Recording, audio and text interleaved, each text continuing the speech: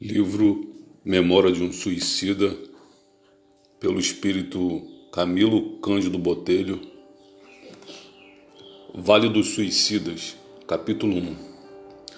Precisamente no mês de janeiro do ano da graça de 1891, fora eu surpreendido com meu aprisionamento em região do mundo invisível, cujo desolador panorama era composto por vales profundos, a que as sombras presidiam.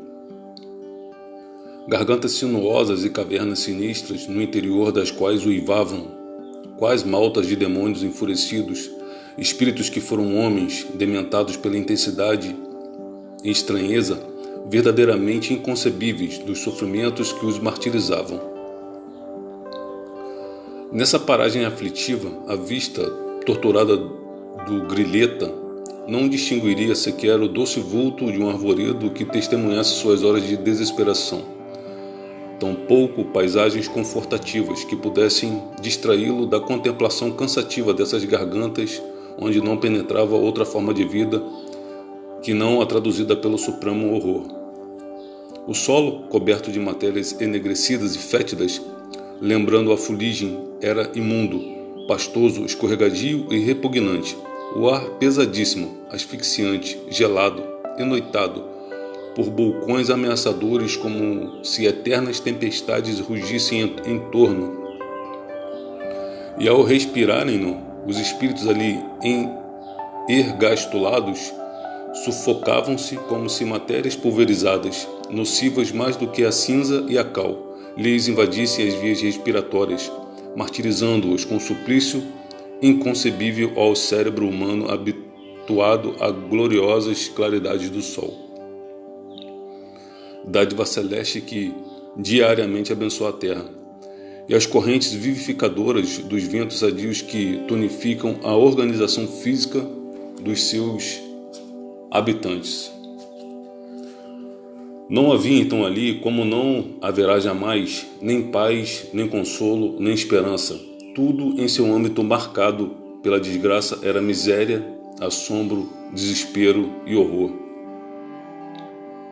Dir-se-ia a caverna tétrica do incompreensível e indescritível, a rigor até mesmo por um espírito que sofresse a penalidade de habitá-la.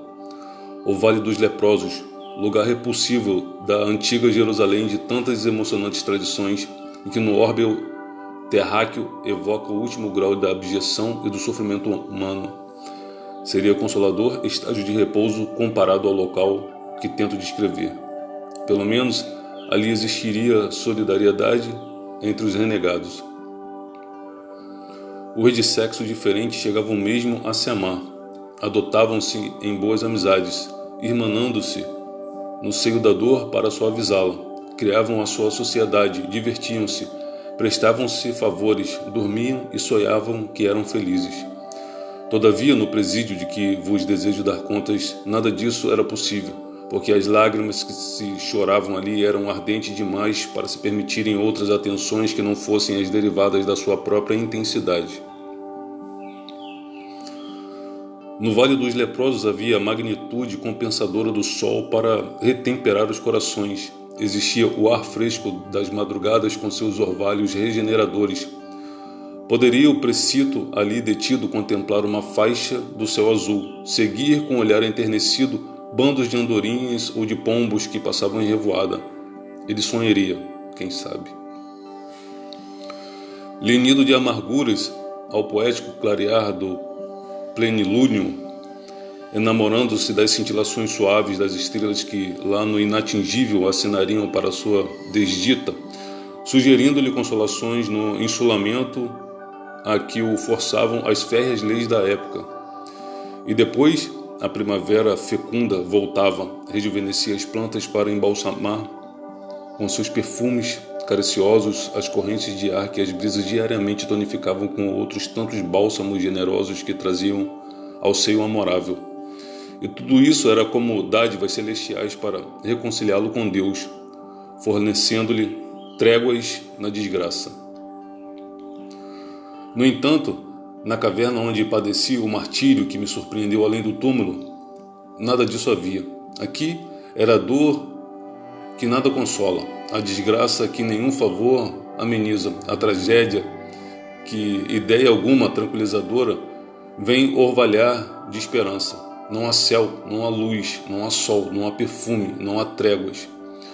O que há é o choro convulso e inconsolável dos condenados que nunca se harmonizam, o assombroso ranger de dentes da advertência prudente do sábio mestre de Nazaré.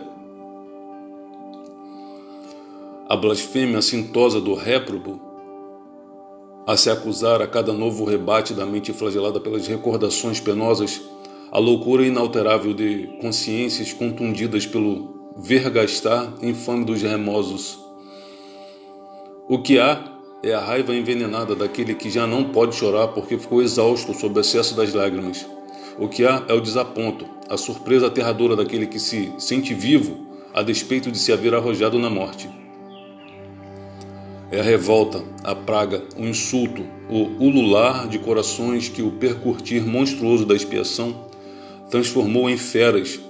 O que há é a consciência conflagrada, a alma ofendida pela imprudência das ações cometidas, a mente revolucionada, as faculdades espirituais envolvidas nas trevas oriundas de si mesmo. O que há é o ranger de dentes nas trevas exteriores, de um presídio criado pelo crime, votado ao martírio e consagrado à emenda. É o inferno na mais hedionda e dramática exposição, porque, além do mais, existem cenas repulsivas de animalidade, práticas abjetas dos mais sórdidos instintos, as quais eu me pejaria de revelar aos meus irmãos, os homens. Quem ali temporariamente estaciona, como eu estacionei, são grandes vultos do crime, é a escória do mundo espiritual, falanges de suicidas que periodicamente para seus canais afluem levadas pelo turbilhão das desgraças em que se enredaram e se despojarem das forças vitais e se encontram geralmente intactas, revestindo-lhes os envoltórios físico-espirituais por sequências sacrílegas do suicídio e provindas preferentemente de Portugal, da Espanha, do Brasil e colônias portuguesas da África, infelizes, carentes de auxílio confortativo da prece. Aqueles levianos e inconsequentes que, fartos da vida, que não quiseram compreender, se aventuraram ao desconhecido em procura do ouvido pelos despenhadores da morte. O além-túmulo acha-se, além de ser a abstração que na terra se supõe, ou as regiões paradisíacas fáceis de conquistar com algumas poucas fórmulas inexpressivas. Ele é, antes, simplesmente a vida real, e o que encontramos ao penetrar nas regiões é vida. Vida intensa a se desdobrar em modalidades infinitas de expressão sabiamente dividida em continentes e falanges como a Terra ou é em nações e raças, dispondo de organizações sociais e educativas modelares a servirem de padrão para o progresso da humanidade. É no invisível, mais do que em mundos planetários, que as criaturas humanas colhem inspiração para os progressos que lentamente aplicam no orbe. Não sei como decorrerão os trabalhos correcionais para suicidas nos demais núcleos ou colônias espirituais destinadas aos mesmos fins e que se desdobrarão sob céus portugueses, espanhóis e seus derivados. Sei apenas que fiz parte de sinistra falange detida, por efeito natural e lógico, nessa paragem horrenda, cuja lembrança ainda hoje me repugna a sensibilidade. É bem possível que haja quem ponha em discussão mordazes a veracidade do que vai descrito nessas páginas. Dirão que a fantasia mórbida de um inconsciente exausto de assimilar Dante terá produzido por conta própria a exposição aqui ventilada, esquecendo-se de que, ao contrário, o vate florentino é que conheceria o que o presente século sente dificuldades em aceitar. Não os convidarei a crer, não é assunto que se impõe à crença simplesmente, mas ao raciocínio, ao exame, à investigação. Se sabem raciocinar e podem investigar, que o façam e chegarão a conclusões lógicas que os colocarão na pista da verdade, assaz interessantes para toda a espécie humana.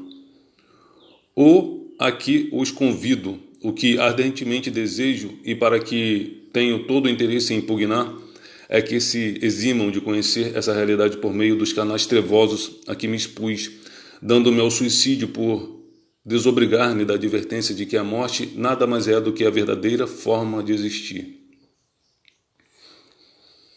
De outro modo, que pretenderia o leitor existisse nas camadas invisíveis que contornam os mundos ou planetas, senão a matriz de tudo quanto neles se reflete? Em nenhuma parte se encontraria a abstração ou o nada, pois que semelhantes vocábulos são inexpressíveis no universo criado e regido por uma inteligência onipotente. Negar o que se desconhece, por se não encontrar a altura de compreender o que se nega, é insânia incompatível com os dias atuais. O século convida o homem à investigação e ao livre exame, porque a ciência, nas suas múltiplas manifestações, vem provando a inexatidão do impossível dentro do seu cada vez mais dilatado raio de ação. E as provas da realidade dos continentes superterrenos encontram-se nos arcanos das ciências psíquicas transcendentais, às quais o homem há ligado muito relativa importância até hoje. O que conhece o homem, aliás, do próprio planeta, onde tem renascido desde milênios, para criteriosamente rejeitar o que o futuro há de popularizar sobre os auspícios do psiquismo? O seu país, a sua capital, a sua aldeia, a sua palhoça, ou, quando mais avantajado de ambições, algumas nações vizinhas cujos costumes se nivelam aos que lhes são usuais. Por toda parte, em torno dele, existem mundos reais, exarando vida abundante e intensa. E se ele o ignora, será porque se compraz na cegueira, perdendo tempo com futilidades e paixões que lhe sabem ao caráter.